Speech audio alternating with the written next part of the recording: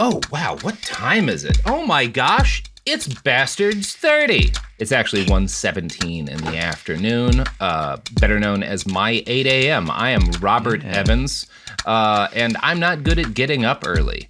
But you probably are. I imagine you're listening to this podcast on your way to work at the medical factory or at the whatever else job you do. I don't remember any other jobs but doctor. Medical factory? Yeah, where doctors work, Sophie. Come on. That's what I'm going to start telling my brother he works at the medical factory. see how that goes. Speaking of doctors, our guest today has a PhD in performing. That was supposed to like rhyme something better than it didn't, whatever. Prop, Jason Petty. What's up, man? To the Look, show. baptized in the funk. You know what I'm saying? I got a PhD there you go. in being me, whatever that means. Oh, wow. See, that's so much better than the one I did. Bars. Wow. Yeah, that was much better than how I did it.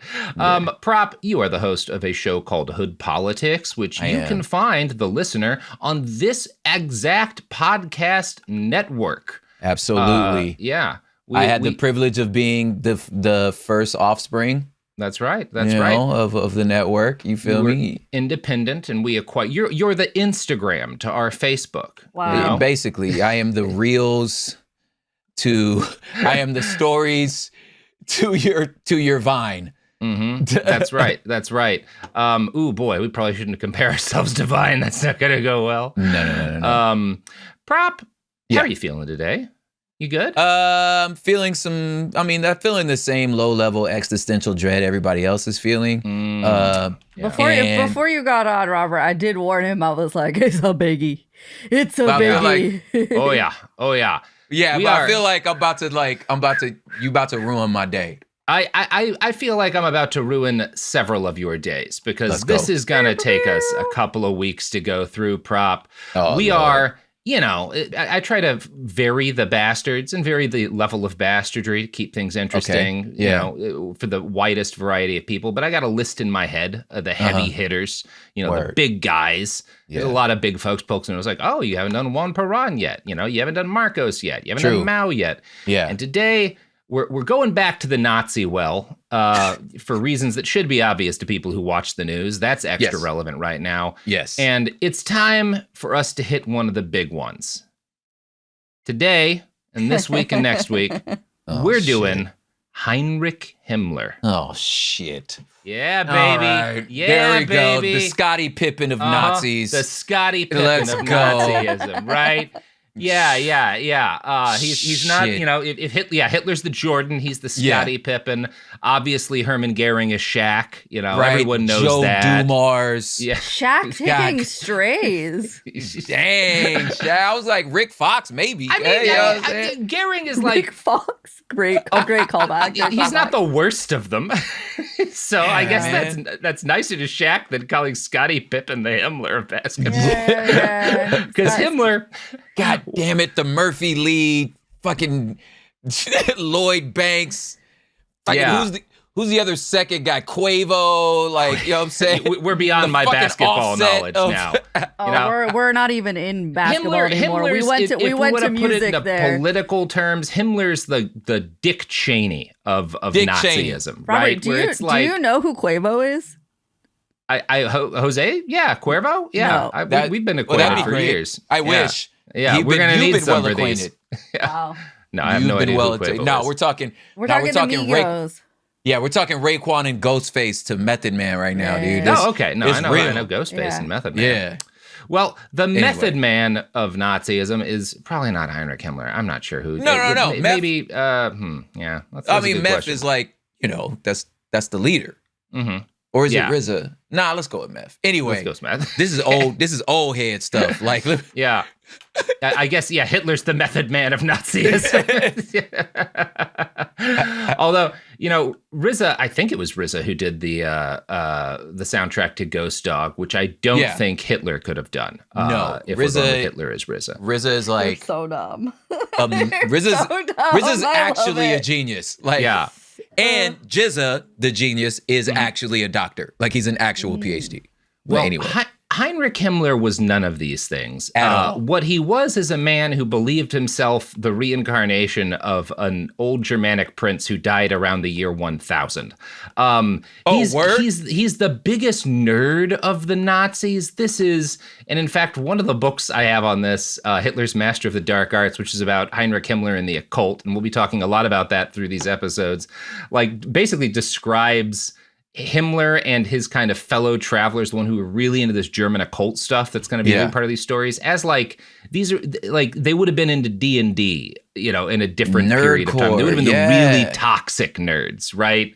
Like the guys who are damn it, threaten to murder people over fan fiction about Lord of the Rings or something. Like that's the kind of dude he is. The guy that's gonna argue that the little Ariel should be white because she on the bottom of the ocean. Yes. That dude. Yes. Okay, word. He would have been writing so many fucking letters to Disney and Marvel about like worst woke reboot and stuff. ever. That Himmler is the thatest guy of the Nazi high command. That guy. Okay. And then you put him in charge. Here we go. Yeah. And it's this kind of thing. If we were in a country where kids hadn't all been left behind since, I was in high school, I would be like, this is a guy who doesn't need introduction. But obviously, he does need introduction, this being the United States. Heinrich Himmler is the guy he didn't create the SS. Like, it exists and has a couple of leaders before him. But he's almost from the jump the leader of the SS. It has very little history before him. And he makes it into what it is. And the SS, the Schutzstaffel, is, initially starts as Hitler's bodyguard and, several units of Hitler's bodyguard. It's kind of the elite within the Nazi party, and it turns into a state within a state. The SS is handling a significant amount of, they're kind of like the FBI, CIA, there's an advantage of a division of the SS, the SD, that is that for the Nazi state. And they are also running all of the concentration camps, right? Like the Death's Head units that have the skull and crossbones thing that the SS is famed for. Those are the guys who are running the camps. Those are the concentration camp guards. They're manning the death camps. There are SS combat units, the Waffen-SS, which means the weapons SS.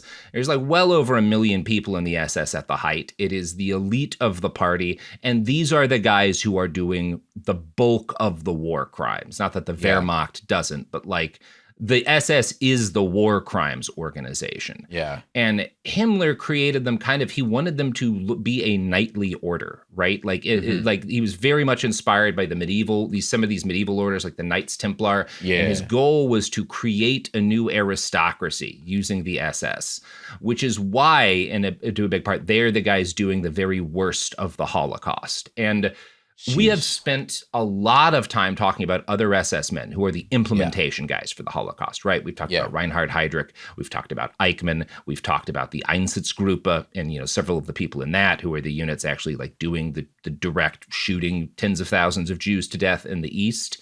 Yeah. And so in these episodes, one thing that people might find a little weird, we're not going to not talk about that, but we're not going to go into we're not going to spend very much detail talking about the death camp stage of the system that the SS is a part of, because we have covered implementation guys. And these are people, Himmler hires Heydrich. Himmler is talking to and giving orders to Eichmann, right? Yeah. So we're mostly going to cover Himmler up until the point that like the war gets going and the SS is running and the camps are running, to talk about how he got to where he did, and how he built the system that winds up doing the Holocaust. We'll spend less time on the Holocaust just because we have covered the implementation guides, right? And I also think this is like this is the service that is needed at this moment, because we all understand there's been movies about find out, right? There ain't been movies about fuck around, and fuck around is clearly where we're at, and anybody who understands that find out comes after fuck around is going, guys, hey, this is fuck around. I think they're fucking around. We're fucking around. Yeah, like the flag don't get redder. Yeah, you know what I mean. So I feel like and like you said, the child left behind thing is just like the ability to understand that 4 comes from 2 plus 2 is probably one of the most frustrating things that is happening, I think, in our political our political dialogue right now, like you want a 1-to-1. You want this to be as neat as possible, you know, and then people hide in that. Like, for example, like people talk about like, well, ICE is like the Gestapo, and it's like, well, okay, in vibe, like it's got a Gestapo vibe. It's more like the secret police, but there's really no 1-to-1. It's more like the SS, right? Yeah, the Gestapo is the secret police, but like, the what they're trying to do with ICE is a lot more like the SS. I mean, but again, none of this graphs directly. There are some things you can compare to the SA, the brown shirts, and like, I don't want to. We'll talk some about that as we go on. But this is important because, number one, we're going to be talking a lot more than we usually do about Heinrich's early life and childhood because there's so much on him. There's a tremendous amount of detail. One of the things, we'll talk about, one of the things that's unique about Himmler, of all of the Nazis, is we have almost his entire life in diaries from the time he was a little kid. Like, he kept notes on most of his life. Like, we have most of his daily life up to a certain point, which is very weird and very rare with a historical figure like this. And so I want to try and, I mean, the show is behind the bastards, right? Sure. And on a lot of these guys, there's just not enough information on their childhood to really get that far behind. But with Himmler, we will. And we're going to spend a lot of time talking about how he came to believe some of these weird mystical beliefs that he believed and how they influenced, because the SS is largely formed based on his occult beliefs. Like, a lot of how he organizes it and what he wants it to be is based on these esoteric things he believes about race and reincarnation. And so we'll be talking about all of that in these episodes, but I should just dive in, you know? Yeah. I think too, like, it's something I've kind of been trying to think about, like, how to put into words for some upcoming episodes for Hood Politics, is like the actual like power and danger of a really smart like nerd that ain't afraid of you. Right. Like, there's like that combo is dangerous. Whether it's they create a death cult like you finna talk about, or you turn into like a Nipsey Hussle. Yeah. Like, Nipsey, like, some of the stories from his childhood was like, when he wanted to first start recording, he just made a computer out of like scraps he found at a junkyard. Like, he built the first computer that when he was a little boy. You know what I'm saying? You got a Rolling 60 crib talking about like ICE assets and liabilities and investing you know what I'm saying? So like, somebody who's a nerd, but is like, I'm not afraid of jail. Yeah. You know what I'm saying? Can become either the leader we all needed or Heinrich Himmler. You know? And Himmler, yes. And as we'll talk about, Himmler's, he doesn't have quite the courage to be he doesn't want to get arrested. Like, he's but he also he idolizes the guys who do, right? He really wants to be them. So we're getting ahead of ourselves. Let's just dive into this man's life. Heinrich Luitpold Himmler was born on October 7th, 1900 in Munich, Germany. His family are generally described as middle class in most kind of short summaries of his upbringing. This undersells their level of comfort by a bit. We might be more accurate to say that his parents came from something, had started out more working class, but had worked their way up to like the upper middle class by the time he's born. They are more comfortable than most middle class people, right? They're taking vacations through most of World War I, right? And that you have to be doing pretty well if you're able to still afford that in Germany in like 1916, right? Sheesh. His father was Gebhard Himmler, and he was the son of a civil servant in the Bavarian government. Now, this is the early 1800s when Gebhard is born, and that's before the unification of Germany. Johann Himmler, Heinrich's grandfather, his Gebhard's dad, was the son of peasants from Ansbach who trained him as a weaver. So Heinrich's dad grows up being like taught to be like a peasant who's like weaving stuff. But he manages to, this is as modernity is really kicking in around Germany, and he manages to elevate himself up out of the peasantry by getting a job. He joins the military first, and he's in the military. He travels around a couple of places in the military. I think there's a period of time in which he's almost kind of working as like a soldier for hire. And eventually, back in Germany, he gets a job as a police officer, and he works his way up to sergeant. They use a different word for the term sergeant in Germany, but that's what he is. He's like a upper middle level kind of local police officer. Okay. So by the time Gebhardt, Heinrich's dad, is born in 1865, Germany is 5 years away from becoming a country. And Johann is retired, when his kid is born, but he's still working for the local government. He's one of these guys, he retires with a pension from his police job, and then he gets a job basically in like the city council almost, that kind of thing. So he's like a fairly important man in town, right? Okay. And fairly, so the family is connected. Yeah, this is Heinrich's grandfather, his dad's dad, right? So this is Johann. Okay. So Johann dies when Gebhard is 7, which is normal for German kids of this era and this socioeconomic group. If your dad manages to make it up to be like a fairly, middle or high level local government functionary, he probably has kids later than a lot of other guys, and he's probably pretty old. And a lot of this is kind of what happens to Hitler too, right? Like his dad is much older than his wife. His dad is a mid-level functionary and dies when he's very young. Yeah. So as soon as Johann dies, his wife, Heinrich's grandmother, raises Gebhard, switches him from Protestant to Catholic. We don't really know why. This is very weird. It doesn't happen a lot.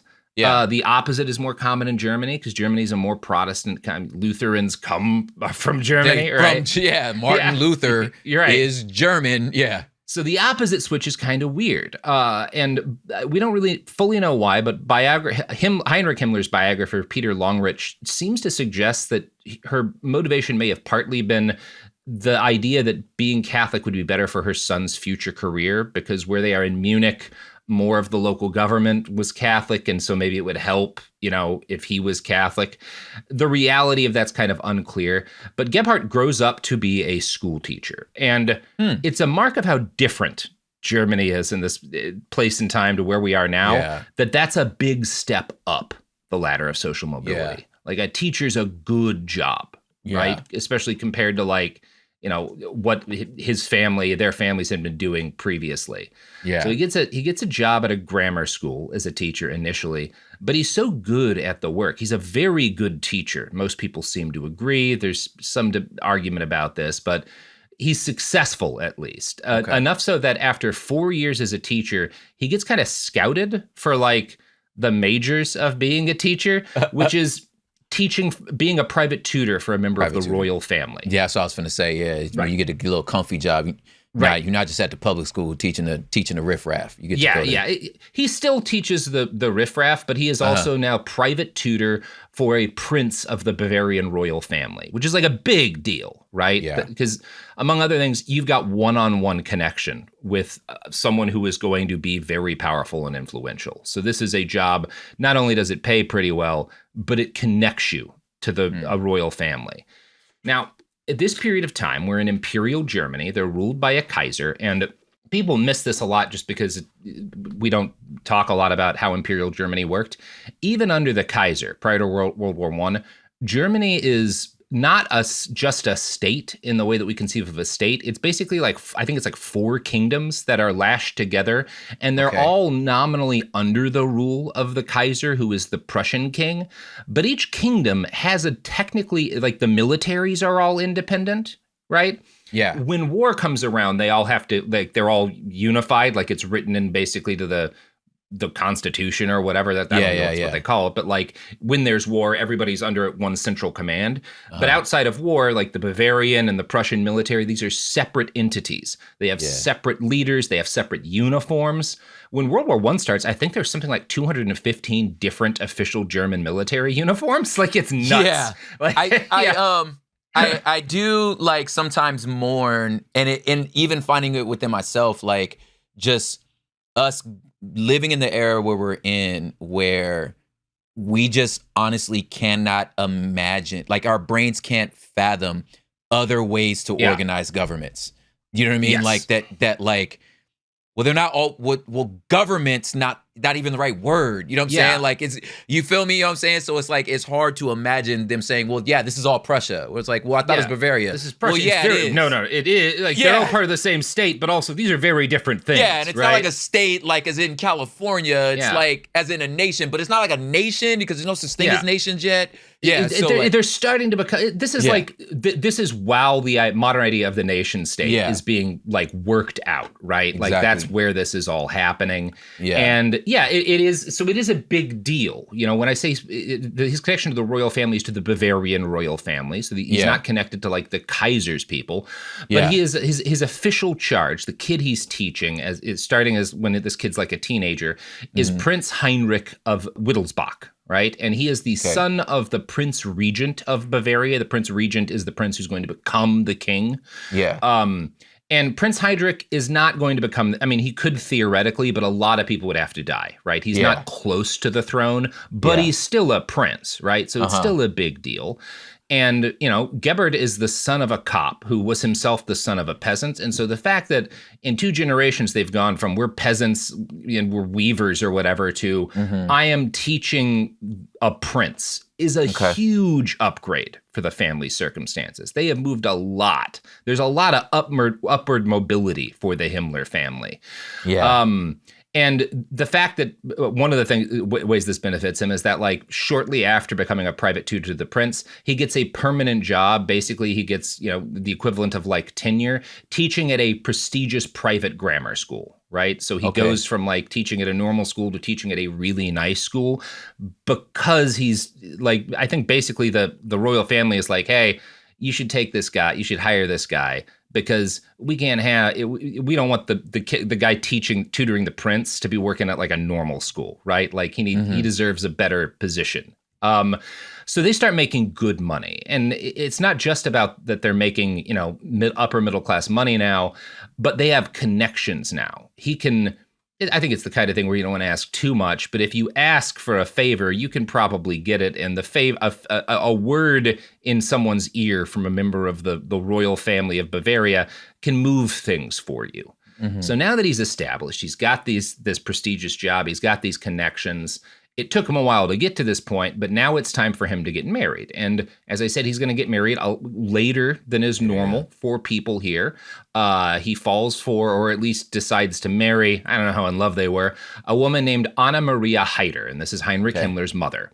Anna's father was a successful local businessman. He had died years earlier, but she brings a sizable dowry to the marriage, right? Enough that they might have been able to live off the dowry.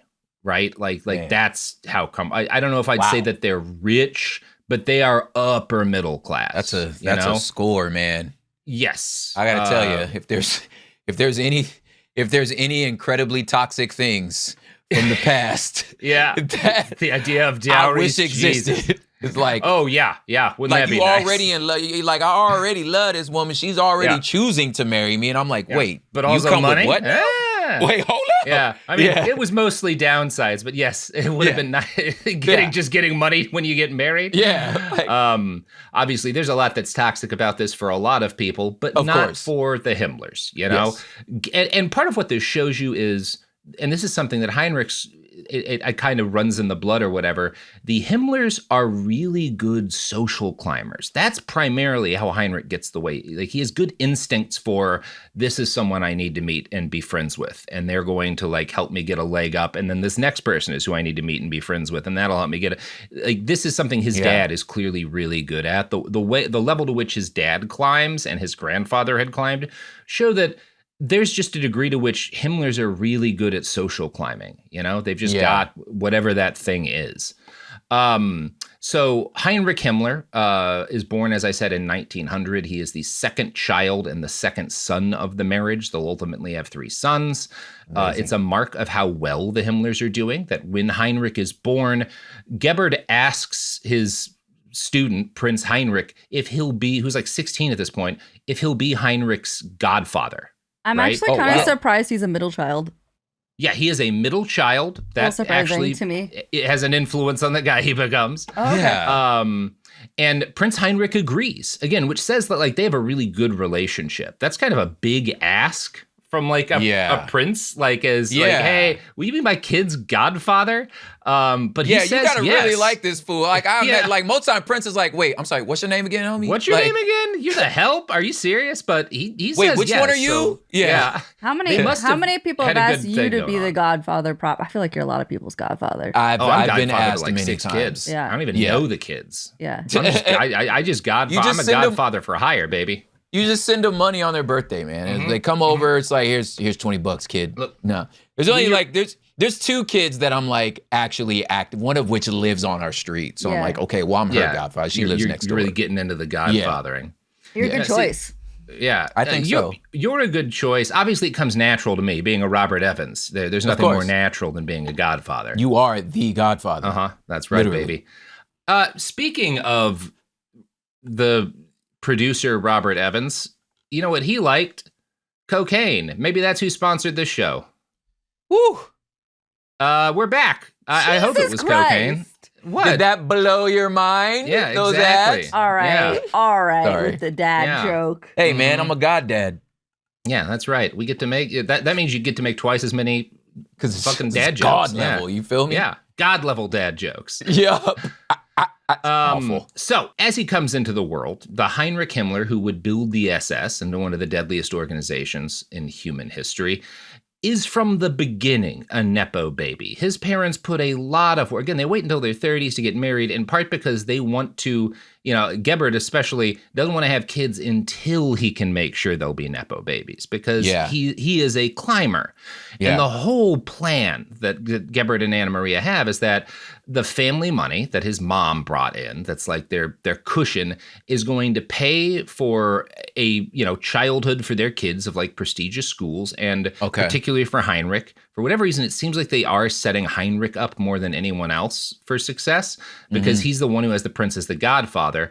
And, they'll use the money to pay for him to get a really good education. And then the connections they've got with the royal family, they'll use to get him a lucrative job as an adult. And that will help the Himmler family ascend further towards the upper class, right? Okay. That like, we made it to the upper middle class. Heinrich is going to take us up to the fucking aristocracy almost. Word. Like that's the plan. Now, depending on who you ask, you'll get different opinions on Gebert Himmler as a father. A 1971 article I found for the American Historical Review by Pete Lowenberg describes him as, quote, a pedantic and conscientious man. Ernst Hanfstaengl, who is an early friend of Hitler and an upper-class German, an aristocrat who attended classes taught by Gebert at the private school, described him later as, quote, a terrible snob, favoring the young titled members of his class and bearing down contemptuously on the commoners. And I could see that. It makes a lot of sense hearing other things about the guy. Although it's also worth noting that Hanfstaengl gives this account of Gebert after he's fled Germany and sat down with the OSS to gossip about Heinrich Himmler.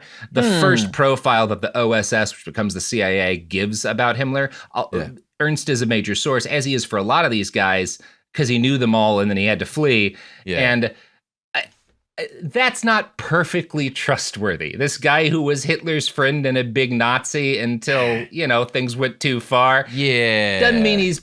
And it's one of those things, there's a lot of negative stories about like, Gebert was an asshole. He was like a bad teacher. He was that aren't entirely accurate, because a lot of the first generation of historians work backwards from like, well, Himmler was obviously terrible, so everything about his upbringing must have sucked, right? Yeah. And maybe that's not totally accurate. And his most recent one of his most recent biographers, his book is a big source for these episodes, Peter Longrich, takes a more reserved tone towards Gebert, and he depicts him as actually a pretty good father for the time period. Quote, and this is from his biography of Himmler, as a father, he exercised his authority not through being unapproachable or through overbearing strictness, but rather through patient efforts with his sons. They were subject to a system of rules and prohibitions, while their father monitored their obedience precisely and at times pedantically. His strictness was designed to have a lasting effect and seems to have been altogether compatible with kindness, love, and affection. So... I think there's something here. I think which probably will play out later, which you'll probably correct me about. But like, I think there's something to the fact that like, okay, this guy is not royal, Heinrich's dad. Yeah. but he was around royalty. So I feel like he probably was able to see just with his, and he's a teacher. So he's like, I wasn't poor. I ain't get it out the mud, but like you're around probably very privileged people, and you like, I definitely don't want my son to turn into this, but also I want to award him the types of like value, like he's a teacher. So it's like the types of like sort of like hard work, value, you know, trustworthiness, like, you know what I'm saying? You marry into this like pretty rather wealthy family. You got no reason to be a hard ass. You know what I'm saying? Like, because, hey, dude, like, it's like your needs are met. Like, we got a good job, you know what I'm saying? Like, and I really think that like that, I wonder if that plays into him being like, yeah, like our needs are met. I don't have to like, I'm not, you know, in a gulag somewhere, like, which I know I could be, you feel me? So I'm like, I would much rather be like, man, let me spend some time with my kids. You know what I'm saying? Like, I have been awarded this gift, you know what I mean? Of being able to like spend time with my kids, because I see what happens when you don't.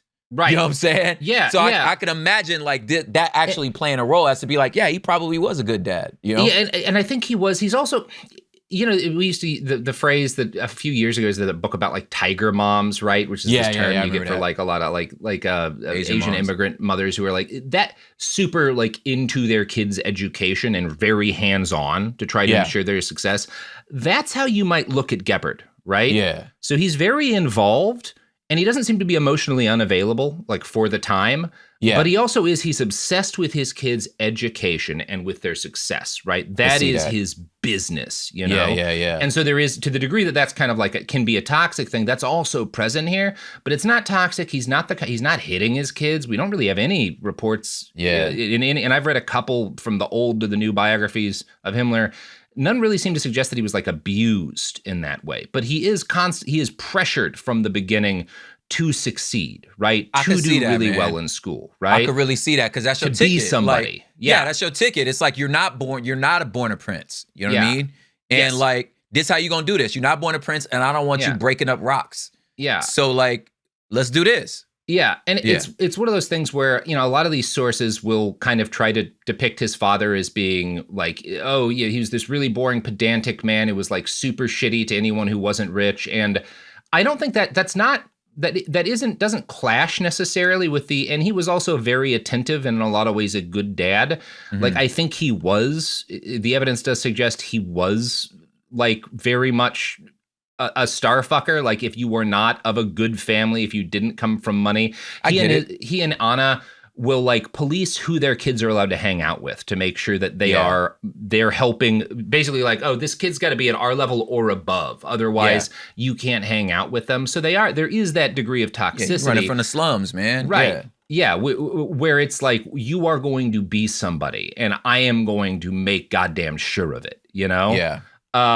But also, it's not like the kind of thing where his dad is like mentally abusing him or like hitting him or like fucking with his brain. His dad is just bound and determined to make him a success. Yeah, it sounds like some like respectability kind of politics where it's just like, you know, for us it was like, hey, you know, keep your hair nice, don't be wearing hoodies, like, you know, speak clearly, you know, don't be using all the don't be using slang, like, you know, just don't hang with them, like.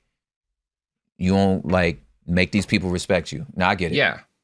So in February of 1903, when he's like a little kid, 3, Heinrich falls seriously ill for the first time. This has something to do with his lungs. His older brother is also sick a bunch.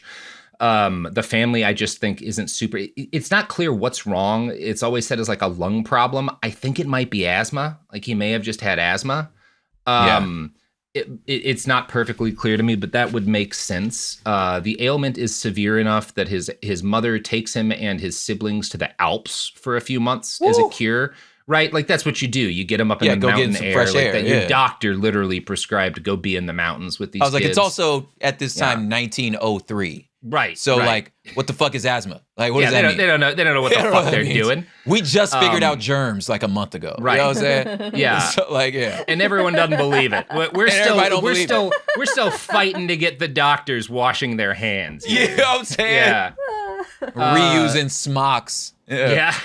So Heinrich recovers, unfortunately, but moving to the mountains doesn't, cure him, obviously. But like they think anyway, he winds up coming back, but he's always a sickly kid, and he has regular bouts of illness that will periodically, whenever he gets really sick, his parents focus on him again, and he's the middle kid, right? Yeah. So once he has a younger brother, there's a kind of Longrich sort of suggests, and I like Longrich as a biographer, but he doesn't really provide evidence for this. I think it's just one of those things where he's like, well, it makes sense. Maybe as the middle kid, he savored the fact that when he was sick, he got all this attention, but he doesn't really provide us much in the way of evidence on this. So this may just be kind of him inferring. When Heinrich starts school in 1906, though, he's 3 years later, he's still ill enough that he misses 150 days out of his first year of classes due to a variety, everything. He gets measles, he gets the mumps, he gets pneumonia several times. And his older brother had a similar experience with school, but still gets really good grades, better than Heinrich, in fact. And Longrich suggests that the fact that his brother does better than him at school is something that frustrates Heinrich. The evidence of this, there's not like direct evidence, but there's some reasons to believe that he is very competitive with Gebhard and kind of has some insecurity over the fact that he never outdoes his brother in school. One of my secondary sources for these episodes is a very old biographer of Himmler, just titled Himmler, by Willy Frischauer. And Longrich doesn't love Frischauer's book because it's basically the first big biography of Himmler, and so it's outdated. I think it's written in the 50s, and that is true. I wouldn't use this as like the prime source because it is so old and historiography has moved beyond here, but it's from the first generation of books on Himmler, right? I was going to say, like, it's closer to when it happened. It's closer to when it happened. And I think one of the reasons why I do find it worth reading is that it sets up, you see in Frischauer's book, where a lot of both misconceptions and myths about Himmler start, because this is the first like big history. And I think it is valuable for that, for understanding where some of these ideas come from. And one thing that is interesting, as outdated as Frischauer's book is, it's one of the only books of that first generation that kind of describes the Himmler family life the same way Longrich does, because other people writing about Himmler in that period really tried to emphasize the toxicity and the fact that Himmler grows up, with this overbearing father, and he's this like kind of psychopathic kid who has these, and Frischauer's account of it really does jibe with Longrich's in the fact that, like, no, his upbringing was reasonably good for the era. Frischauer emphasizes the fact that Gebhard was a huge nerd for German history and like into archaeology, and that this has an impact on Heinrich. Quote, "As a little boy, Heinrich Himmler sat on his father's knee almost every evening, ear glued to the lips from which tales of wonderful adventure flowed in a rhythmic, studied language. Hero of the tales, invariably, was grandfather Johann Conrad Himmler, soldier of fortune who had hitched his star to any army that would have him, a rugged 19th century warrior who had burst the narrow confines of his time and branched out into the wide world. Grandfather's most glorious campaign had been fought in Greece. He marched in the shadow of the Acropolis. He had seen Thebes and the pass of Thermopylae, and brought back to his own humble environment a breath of adventure and greatness." And see, to me, like, I feel like there's like, just for when you're just trying to understand a person, an era, a moment, like, there's like you said, like a lot of maybe this particular book is outdated, but I do think it is, you know what I'm saying? But I do think as a practice, like, there's pros and cons to that. Like, but the pro is to understand they're writing in a time and era. And it's like, this is actually telling me what you thought was important in 1950 to point out. You know what I'm saying? Like, this is how you thought about this. You feel me? And that keys into us. Like, the somehow or another, the Edward Sharpe in Magnetic Zeros, like, video resurfaced where we was like, yo, this song is trash. Like, you know what I'm saying? Like, people actually go, I never actually, and then we're thinking, obviously us who was there, it was like, well, it was a vibe. You know what I'm saying? Like, it's a vibe. It was a vibe. It sat in a time of that was just the vibe. You know what I'm saying? Like, It's like, yeah, like the thought never crossed my mind to think about these lyrics, or that they're from Las Feliz, which is like, nigga, you're from, bro. You're from Griffith Park, cuz like surprising Edward Sharpe hate coming out here. Yeah, I was like, what? By the Griffith Observatory, guys? Like, yeah. But so, anyway. And yeah, that's the kind of, you don't see this story repeated in a lot of the modern historiography, which I think actually, I think this is kind of important to talk about this because, and this gets more in the books about Heinrich and the occult, and none of I think the best of them is Himmler or Master of the Dark Arts, but it's not a great work of history, certainly not compared to Longrich's book, in part because all of the books that focus on Himmler on the occult it's the same problem that like Blitz has with Hitler and drugs, where there's a lot of really good work and really useful original research done that I think the bigger biographies could stand to have more of, but because you're focusing on the occult thing, you make it a bigger deal than it really was, right? But I think this is important, and it gets left out of a lot of the more modern accounts, and it seems to be based on, as far as I can tell, Frischauer, one of his major sources, he talks to Gebhard Himmler, the junior. Heinrich's older brother is also named Gebhard, and that's who's telling him about their childhood and about how they're raised. And Gebhard isn't an unproblematic source, right? Okay. Because he's Heinrich's brother, but I don't really see much reason to doubt the basics of this, right? There's some reason to doubt, was Himmler's grandfather, did his life really go that way? But the fact that Heinrich was raised with stories of his grandfather being this great warrior and, that be like their ancestry being important and like German history being important and this kind of like medieval like these medieval stories of like knights and kingdoms. One of the things that obsessed as a kid, they traveled this like medieval town that still got its old walls, and Heinrich is like obsessed with these walls. He has a big imagination, and it's always focused on almost these kind of like the German equivalent of the Arthurian myths, right? Like that's what as a kid, he is a huge, again, he'd be playing D&D, if it were today. Yeah. He loves magic and he loves knights and this very much historically inaccurate but common picture of what medieval Germany was like, right? And I think the fact that his dad is sitting them down and telling them these fanciful stories of like his own father and of old Germany, that's probably where this starts. And Gebhard also, senior, he's an amateur archaeologist, right? He probably spent some time even digging for old artifacts. He collects coins and he collects like some old weapons, whatever he can get his hands on, which is a hip hobby at the time, right? Nationalism is a fairly new concept in the early 1900s, and it's sexy. And a big part of German nationalism, because Germany is very new, the country had only come into being a couple of decades earlier, there's a lot of focus in like official propaganda, and it just becomes popular for archaeologists to find evidence of like the Germanic tribes, our ancestors, and we're going to pretend that they were a lot more united and that German identity was more of a thing for them than it really was. When the Romans talk about the Germans, they're not talking about the Germans as we know them. Some of the tribes that they fought with are ancestors to modern Germans, but some of them were like Belgians or whatnot, and they just all got kind of lumped together because the Romans aren't, we don't know what y'all are. We don't know where you came from. You're here, and you're all kind of like have some similarities. So you're all the fucking them Germans, up there, right? Yeah. They just meant y'all up there, not like.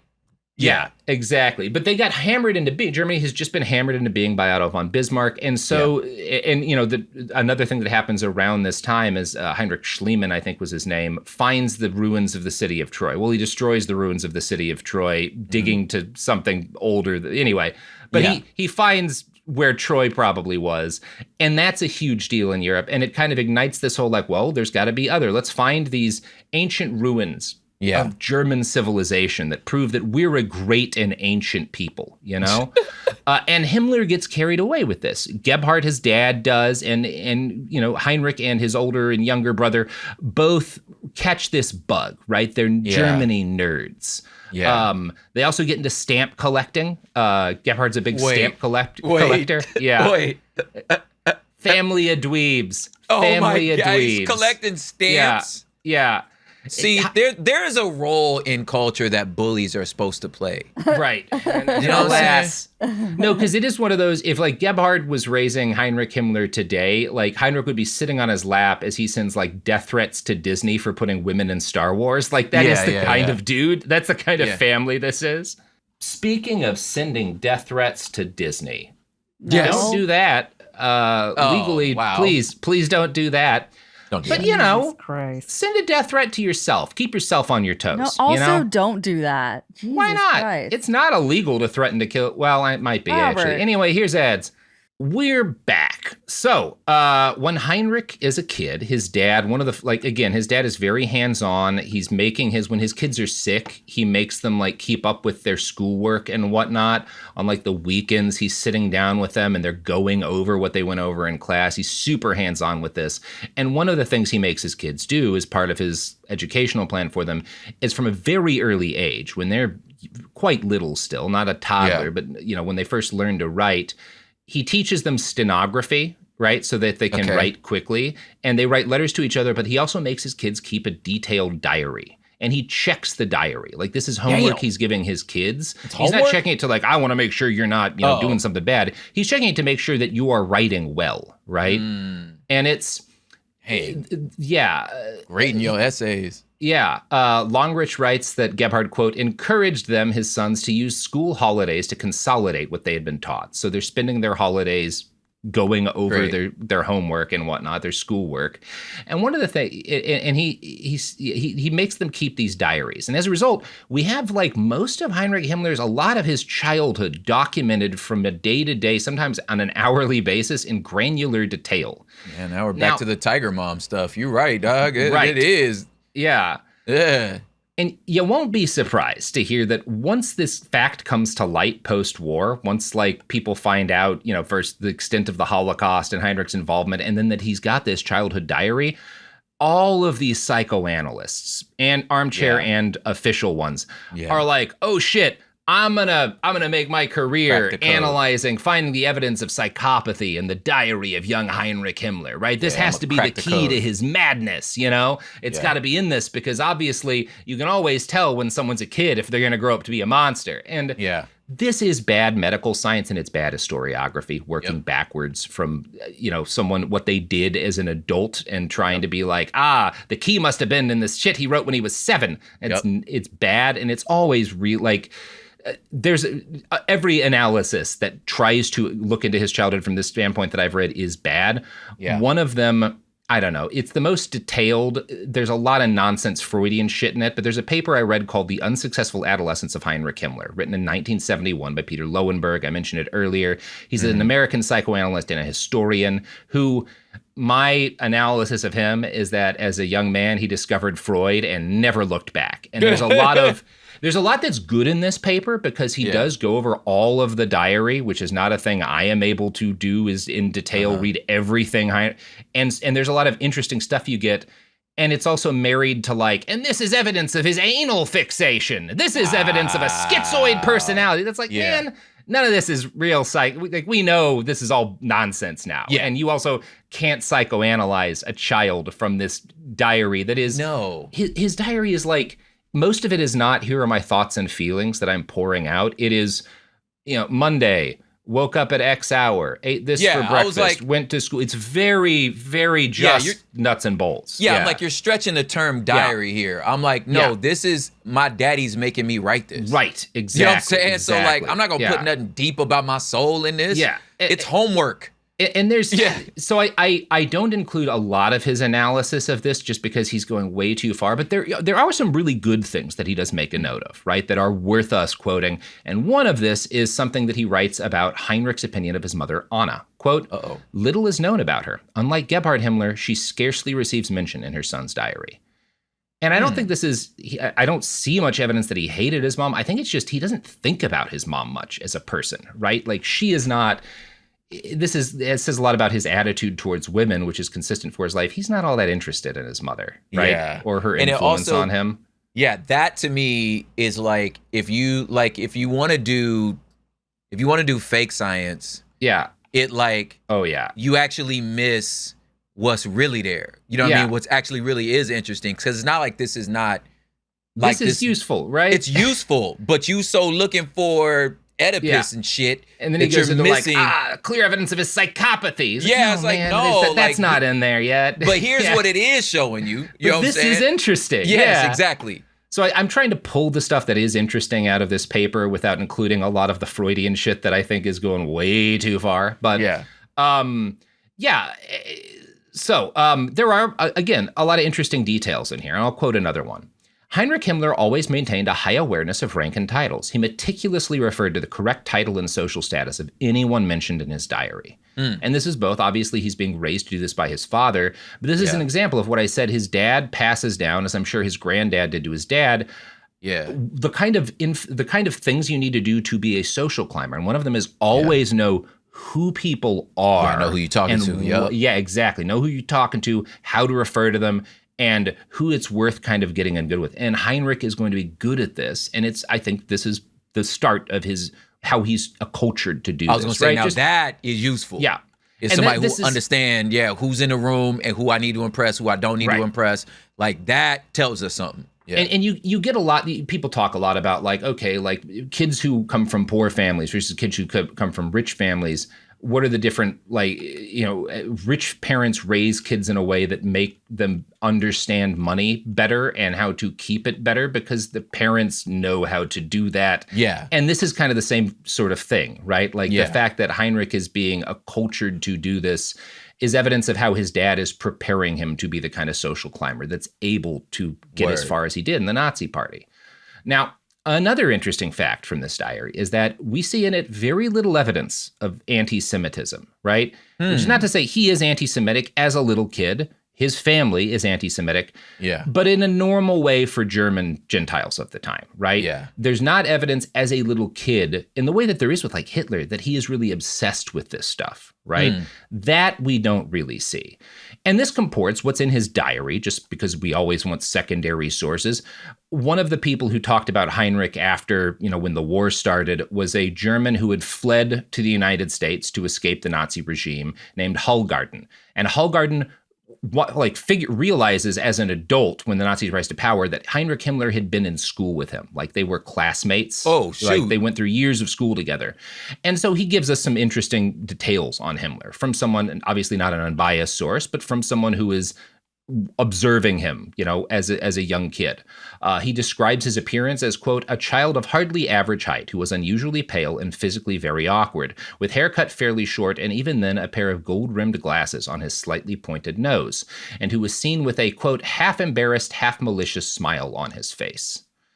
Now, Longrich continues to write in his biography of Himmler, quote, according to Hallgarten, Himmler had been a model pupil, liked by all the teachers. Amongst the boys, he had been regarded as a swot and been only moderately popular. Hallgarten had a particularly clear memory of the unhappy figure Himmler cut, much to the amusement of his fellows, in gymnastics. Hatred of the Jews, Hallgarten went on to say, was not something Himmler was at all associated with at the time. On the other hand, he said he remembered Heinrich's radically anti-French outlook. And so I think that's just like, he was just like a 6. He's a nerdy kid. He looks, he's like a weird look. He's not like a handsome kid, and he's not he's awkward. He does bad in gym. Kids make fun of him for that. But he's the guy that like, totally like your teacher who I was one for a while, where you're just like, wait, this kid's in my class? Like you just miss him. You know what I mean? Because it's like, it's not, he turns in his homework, but he's not does like, good, but not that good. Yeah, he's not the top of the class. He's B-. He's in the upper 20% probably, but not enough that like he super stands out. But like the teachers like him because he doesn't cause problems. Yeah, and the other kids make fun of him because he's kind of physically he's a dweeb. Look at a picture of Heinrich Himmler. I'm not trying to be like body shaming the Reichsfuhrer of the SS, but like he's a nerdy looking guy. He's right? just a little dweeb. Yeah. He's not. He doesn't look like an Aryan Superman, right? Word. And this is relevant because it's going to have a lot of influence on how the SS works the way it does and how he tries to present himself. But it does. I think Hallgarten's recollections, along with the diary, make a very solid case. Heinrich is not particularly anti-Semitic as a kid, and being anti-French matters a lot more to him as a kid than being anti-Semitic, right? And the fact that you've got this guy who doesn't like him, who isn't biased, being like, I didn't see much evidence that he was super racist against the Jews as a kid. That's probably the case, right? Yeah. Now, he ain't like the French, though. He fucking hates the French. Oh, my God.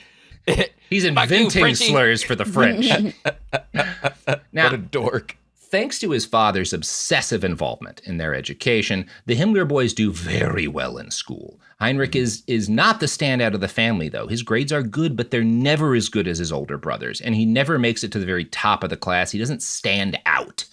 Heinrich's mother pushes the boys to be observant Catholics and is so insistent on this that Gebhard actually has to force his wife to ease up on them he's like, you're going way too hard on the Catholicism stuff. We don't need to be slow down, cuz. And they go to church every Sunday. They're diligent about it, but like she wants them to be, she's way more into it than he is. Mm-hmm. One of my favorite weird details from the Frischauer biography, which is that very much older biography, is that as a kid, Heinrich said his prayers in front of, quote, an ivory statue of Christ cut from one big elephant's tooth. Just a sign of the era that's a thing they've got.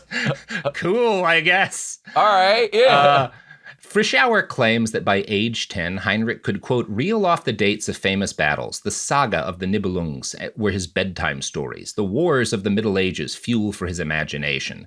And this is what Heinrich's into, while the normal thing for boys to be obsessed with is stories of Native Americans fighting like the U.S. cavalry, right? That is like the book. We talk about this. Yeah. Hitler's hugely into cowboy novels, right? This German con man named Karl May. That's the Harry Potter of its day. Wow. It's the major thing that kids are into. It's their fucking Dragon Ball Z or whatever, if you're a kid who grew up when I did.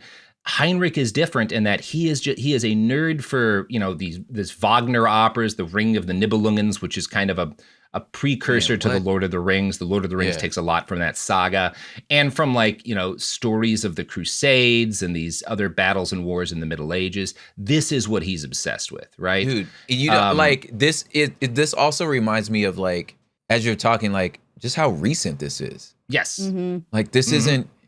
This kind of just happened. Yeah. No, for another example of how recent it is, as an adolescent, I think from the time he's probably around 10 or 11 to his, maybe preteen or teenage years, he regularly attends jujitsu classes. He's into jujitsu as a kid, right? Because this is an upper middle class kid, and upper middle class Western kids have been going to karate for forever. Yes. I know it's not literally karate. All right, we get it. Shut up. It's fine. No, we get it. Bow to your sensei. Yeah.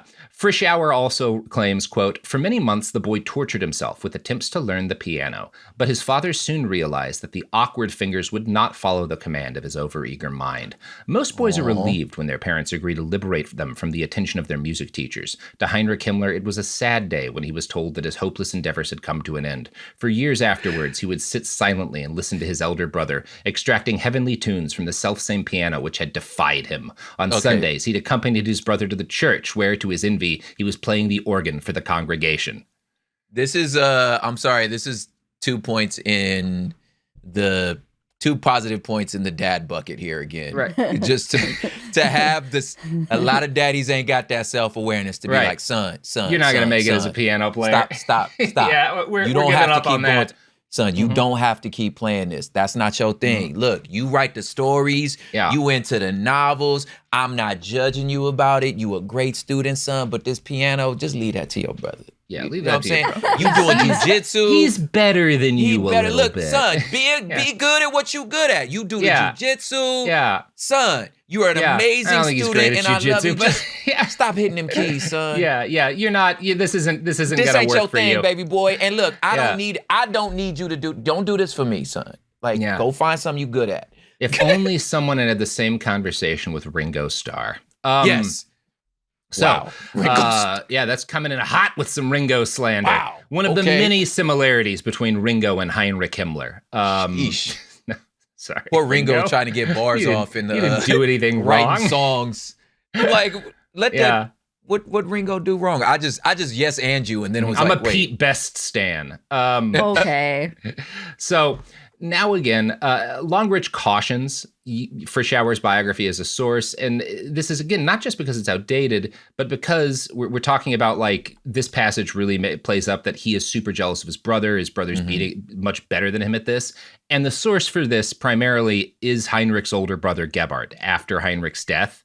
Talking about, like, I was so good at the piano, and he never got over the fact that I wasn't as good. He could never be as good as me, right? All right. Maybe there's a degree to which Gebhard's, but if that's the case, if Gebhard is lying about this, and Heinrich did try to play the piano definitely and wound up, it didn't work out. But if he's lying about Heinrich always, being super jealous of his skill, that's just as interesting an insight into the Himmler family dynamics. Exactly. Either way, if the story's true or if it's a lie Gebhard's telling, it's evidence that there's a lot of kind of competition and insecurity. Or just how he felt about it. Like, I feel like my little brother's jealous of me. Like that, as you said, that's, normal. You know what I'm saying? But normal, but it suggests something about the family and about Heinrich, right? That there is this competitiveness between the brothers, and that is something that motivates him, is his desire to compete and prove himself against his older brother. Yeah. Frischauer's book also goes into detail about the Himmler family's obsession with their ancestors, describes a shrine in the family apartment that Himmler later named the Ahnenzimmer, or ancestors' room. He tries to get basically every family, and certainly in the SS, to have an ancestors' room. Okay. This is a thing later Heinrich makes a big deal about.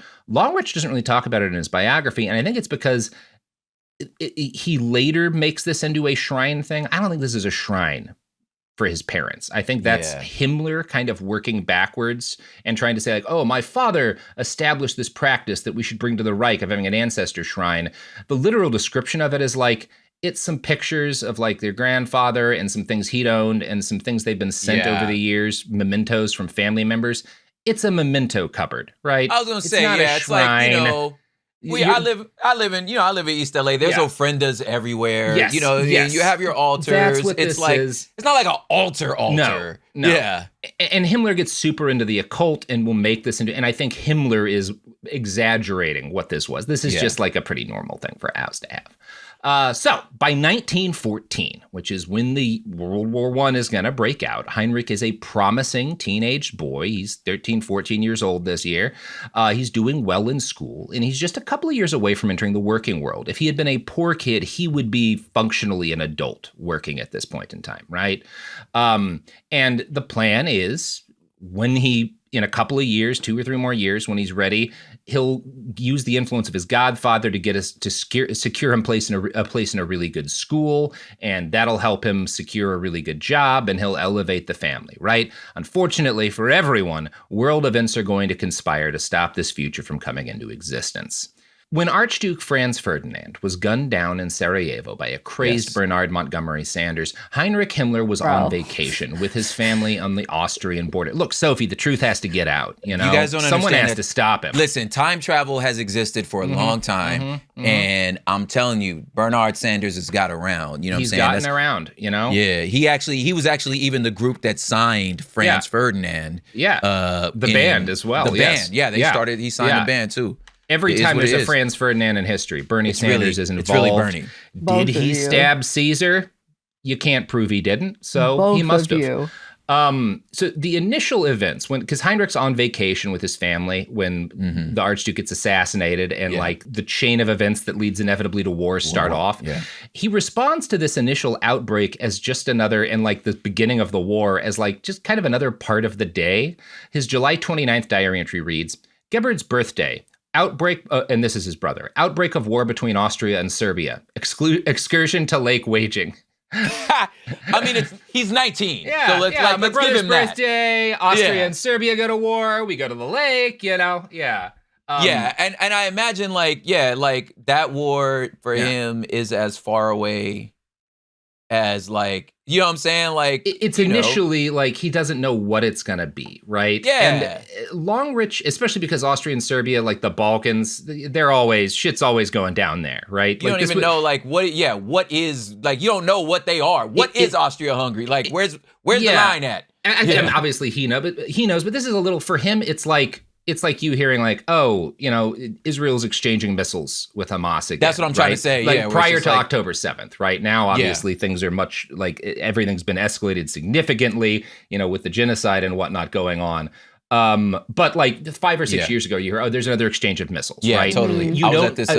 I was at this event one time, way up in the mountains in Utah, right? Yeah. This event with just these like people like fuck off money, and like years ago, and then there was this.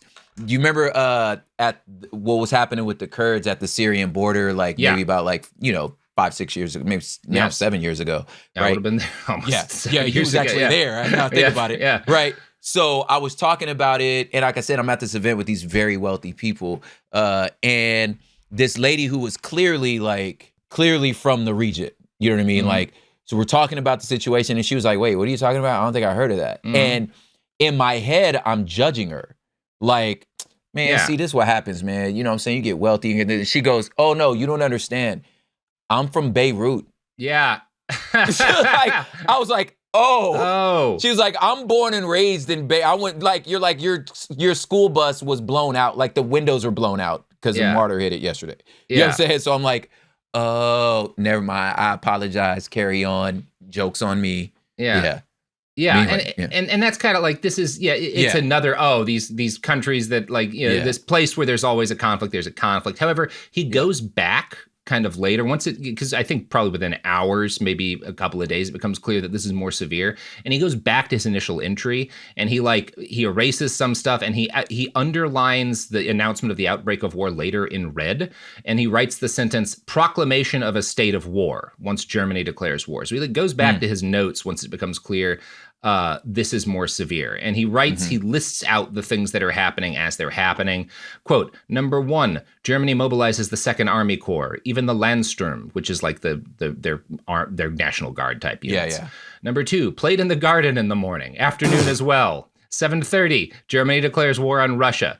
3, attacks on the French and Russian borders, planes and spies. We are packing up right away. So you get this. This is what's so interesting. You get this idea of like, starts out, we're playing in the garden and in the morning and the afternoon. And then I hear that like Germany has declared war. And then like there's fighting on the borders already. There's planes, there's reports of spies. We're packing up. We're leaving. We're ending our vacation early. Things have gotten bad very quickly. About that. You get that. There's something it's so about interesting. That. That's so modern. Yeah. That's like so close. Like, I live not even an 8-minute drive from the Alameda courthouse where the ICE people that have been detained by ICE are like, I hear when like the smoke, like I can hear them. You know what I mean? And it's like, so I'm going, made coffee, dropped Soul off at school. Heard some bombs go off. You know what I'm saying? There's some helicopters. You know what I'm saying? And it's like, I should go pick up my daughter. Like, maybe I'm gonna go grab her. Yeah. Let me go pick her up. You feel me? Like, and then it's like you drop her off, and then me and my wife are like, we going to march? Yeah, we're going to march. So then we leave to go to, you know what I mean? Yeah. So just like that's that reality of like, like you're scrolling through your feed, and there's a mass starvation on purpose happening, and then the next one is some sort of joke about, Edward Sharp, you know what I'm saying, is the next thing you're looking at. Is just something so real about him saying, it's super interesting. You very rarely get that. Garden. Yeah. And this is the only member of the Nazi high command that we have this kind of granular detail on. Like there's pieces of like, there's that famous picture of like Hitler in Berlin when the Kaiser declares war, you can see him in the crowd. Like you can literally find Hitler. It's a thing he wrote about. And like, that's really interesting. For Heinrich, we've got almost like a minute-to-minute list of like what's happening to him as a kid as the war breaks out. That's so interesting. And it's part of why these episodes, there's going to be so many of them. Yes. We'll try to keep it to 2 weeks, but there might be more than 4 episodes in those 2 weeks because we've got to close this episode out now, Prop. We're over an hour. So, you got any pluggables to plug down at the end, dear? Yeah, dude. Sure. Hood Politics with Prop, man. We've been really trying to step our game up over here. Tell me about the tap-in. So we do a Friday tap-in, which are like, 10-minute things that are, just like little extra thoughts. You know what I mean? Some of them are, a little more about me. I'm releasing a poetry album about like the end of the world. So we're going to be talking about a lot of that on the tap in. And man, we've been doing that. Terraform's back. The cold brew's back. It's not online yet, but it's back finally. Praise be. Praise be. Yeah, it's back. Finally, dog. Bro, Man, I learned a lot of business lessons. Yeah. Listen. Yeah. So the cold brew's back. I need it. I need the energy. Yeah. And also, folks, we are currently raising money for the Portland Bail Fund. If you Google donor box, one word, Defense Fund PDX fundraiser, you can find the fundraiser. That would help a lot if you want to donate money to the bail fund. They help bail out primarily homeless people who, it helps them get out. It helps them fight their case. You're a lot less likely to go to prison if you're out on bail as opposed to locked up. They bail out anyone who is, with the exception of like domestic abuse claims, right? So it's a good fundraiser. They could use your help. Donor box, Defense Fund, PDX fundraiser. Just Google that. It'll take you right to it. Thank you all so much. Go to hell. I love you.